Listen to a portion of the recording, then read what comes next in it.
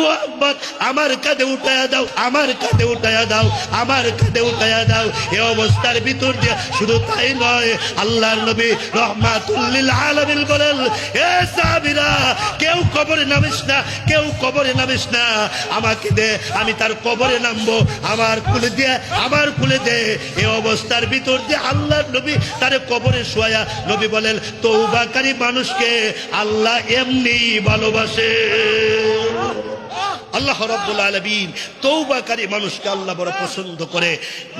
মুফতি কামালউদ্দিন শিহাব কাসিমি এত দাম কেমনে বাড়লো? বেশি বেশি তওবা করে, বেশি বেশি তওবা করে। ও যুবক, বেশি বেশি তওবা করো। ও বুড়া বাবা, বেশি বেশি তওবা করেন। ও মাদ্রাসার ছাত্র, তোমরা যদি ভালো হাফেজ হতে চাও, বেশি বেশি ইস্তেগফার করো।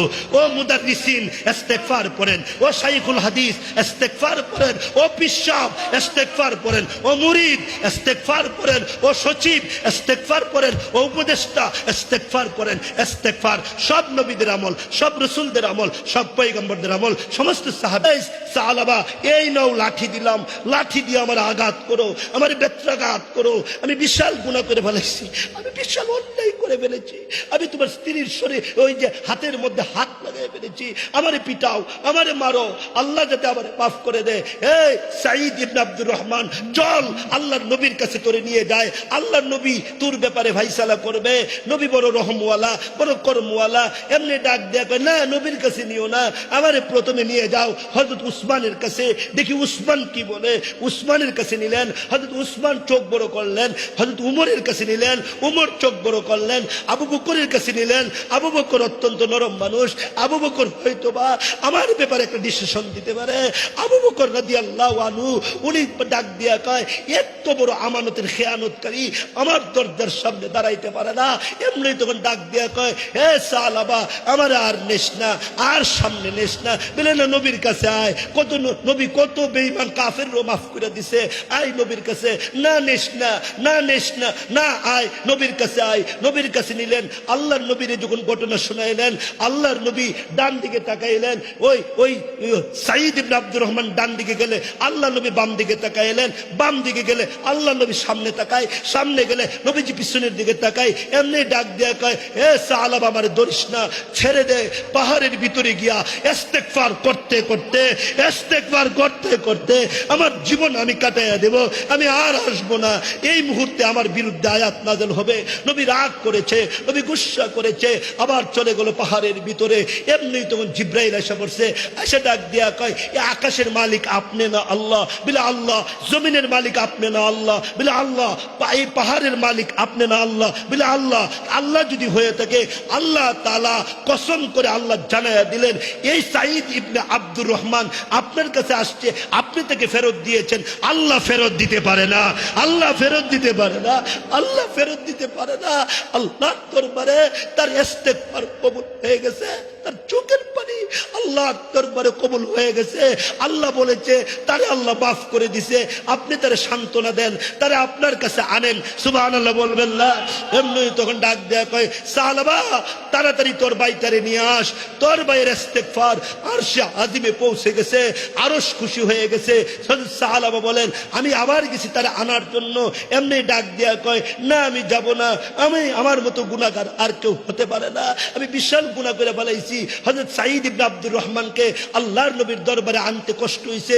নবীজির দরবারে আসলেন, নবীজি ফজরের নামাজ পড়াইতেছেন, আর হযরত সাঈদ ইবনে আব্দুর রহমান পিছনের কাতারে এসে দাঁড়াইলেন, পিছনের কাতারে এসে দাঁড়াইলেন। আল্লাহর নবী ওই যে ওই দিনের ফজরের নামাজে নবীজি দ্বিতীয় রাকাতে যে সূরাটা পড়ছিলেন, ওই সূরাটা হইল আলহাকুমুত তাকাসুর হাত্তা যুরতুমুল মাকাবির। এই আয়াতটা যখন পড়লেন, এমনি সাঈদ ইবনে আব্দুর রহমান নামাজের ভিতরে আল্লাহু আকবার বলে চিৎকার মারলেন, আল্লাহু আকবার বলে চিৎকার মারলেন। আল্লাহর নবী যখন আরেকটা আয়াত পড়লেন, কাল্লা সায়ালামুন সুম্মা কাল্লা সায়ালামুন, সাঈদ ইবনে আব্দুর রহমান আরেকটা আল্লাহু আকবার বইলা জমিনে পড়ে গেলেন। আল্লাহর নবী আত্তাহিয়াতু পড়ে সালাম ফিরে ডাক দিয়া কয়, নামাজের ভিতরে কে আল্লাহু আকবার বলে চিৎকার চিৎকার মারছে। সাহাবায়ে কেরাম বলেন সাঈদ ইবনে আব্দুর রহমান কই? সাঈদ ইবনে আব্দুর রহমান, এই তো সাঈদ ইবনে আব্দুর রহমান। আল্লাহর নবী কাছে আসলেন, আইসা দেখি হযরত সাঈদ ইবনে আব্দুর রহমানের মুখের পানি ছেড়ে দিয়েছে, চোখের পানি ছেড়ে দিয়েছে, নাক দিয়া পানি পড়া শুরু হয়ে গেছে, জিহ্বাটা এইভাবে জিহ্বার মধ্যে কামড় দিয়েছে। আল্লাহর রাসূল ডাক দিয়ে আলী, ইয়া আলী, তোমার ভাইয়ের মুখের মধ্যে পানি দাও, তাড়াতাড়ি পানি দাও। হযরত আলী বলেন পানি দেয়, কিন্তু পানিটা ভিতরে যায় না, ভিতরে যায় না। এমনি আলী ডাক দেয় কই নবীজি, সাঈদ ইবনে আব্দুর রহমান দুনিয়ার ময়দান থেকে বিদায় হয়ে গেছে, দুনিয়ার ময়দান থেকে বিদায় হয়ে গেছে। ওগো আল্লাহর নবী, সাঈদ ইবনে আব্দুর রহমান নাই। আল্লাহর নবী কান্দে, আহারে কেন আমি তার স্থান দিলাম না। আবু বকর কান্দে, হযরত উমর কান্দে, হযরত উসমান কান্দে। হে সাঈদ ইবনে আব্দুর রহমান, তোমার ইস্তেগফার আল্লাহর দরবারে এত কবুল হইছে। জিবরাইল ডাক দিয়া কয়, ওগো নবী, আপনি যে তার স্থান দিলেন না, আল্লাহ তো ঠিকই তারে ভালোবাসছে, আল্লাহ তো তার পক্ষে কুরআন শরীফের আয়াত নাযিল করছে।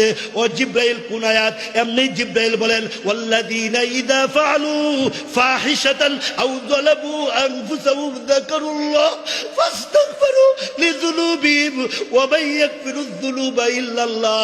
আল্লাহ বলেন গুনাহগারের গুনাহ আল্লাহ ছাড়া অন্য কেউ মাফকারী নাই, আল্লাহই গুনাহ মাফ করে। সাঈদ ইবনে আব্দুর রহমানকে আল্লাহর রাসূল বলেন কেউ গোসল করাইও না, আমি নবী তারে গোসল করাইবো।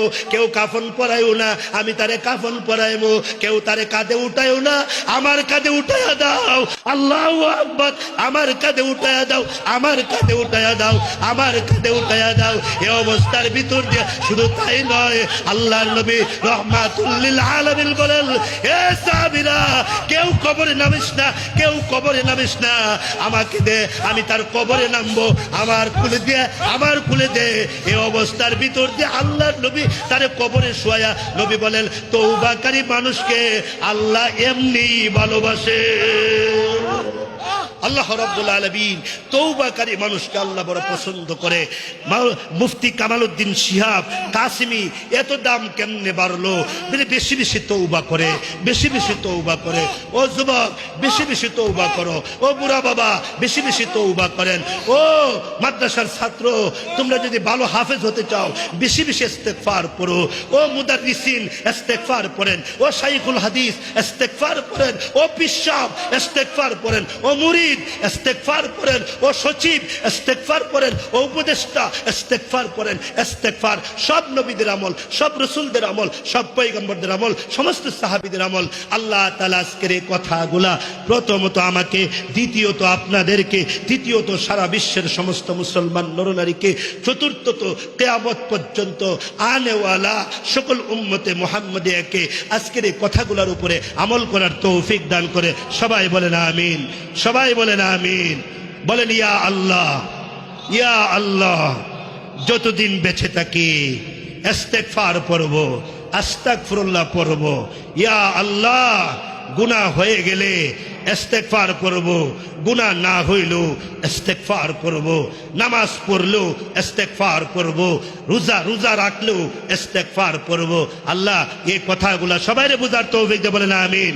এই রজব এবং শাবান মাসে বেশি বেশি পড়বেন আল্লাহুম্মা বারিক লানা ফি রজব ওয়া শাবান ও বাল্লিগনা রমাদান। বেশি বেশি পড়বেন, হায়াত বেড়ে যাবে, হায়াত বেড়ে যাবে। মাদ্রাসার সুনামধন্য মুহতামিম আল্লামা কামালউদ্দিন শিহাব কাসেমীর অত্যন্ত আদরের একজন কলিজার মানুষ, বুজুর্গ মুহতামিম। এই মাদ্রাসার ছাত্রদের চেহারা দেখে বোঝা যায় যে এই মাদ্রাসা সহবতের মাদ্রাসা, খানকাই মাদ্রাসা। মাদ্রাসার খেদমত করবেন, মাদ্রাসায় দান করবেন, মাদ্রাসার দিকে খেয়াল রাখবেন। এই কথা ব্যক্ত করে আজকের মতো কথা এখানে শেষ করলাম। ওয়া আখিরু দাওয়ানা আনিল হামদুলিল্লাহি রাব্বিল আলামিন। আসসালামু আলাইকুম ওয়া রাহমাতুল্লাহি ওয়া বারাকাতুহু।